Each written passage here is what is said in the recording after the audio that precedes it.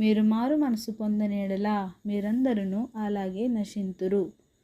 Except ye repent, ye shall all likewise perish. దేవుడు ప్రతి ఒక్కరూ మారు మనసు పొందాలి అని, ఎవ్వరూ నశించిపోకుండా ఆయన ఉగ్రతకు బలి కాకుండా ఉండాలని మనందరి విషయంలో ఎంతో శ్రద్ధ వహిస్తూ ఎదురు చూస్తూ ఉన్నారు. యేసయ్య గారు ఒక ఉపమానంలో ఇలా చెప్పసాగారు. ఒక మనుష్యుని ద్రాక్ష తోటలో అంజూరపు చెట్టు ఒకటి నాటబడి ఉండెను. అతడు దాని పండ్లు వెదకి వచ్చినప్పుడు ఏమీ దొరకలేదు.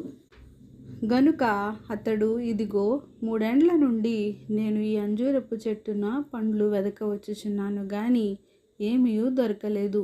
దీనిని నరికివేయుము, దీనివలన ఈ భూమి ఏలవ్యర్థమైపోవలెనని ద్రాక్ష తోటమాలితో చెప్పెను. అయితే వాడు, అయ్యా, నేను దాని చుట్టూ త్రవ్వి ఎరువు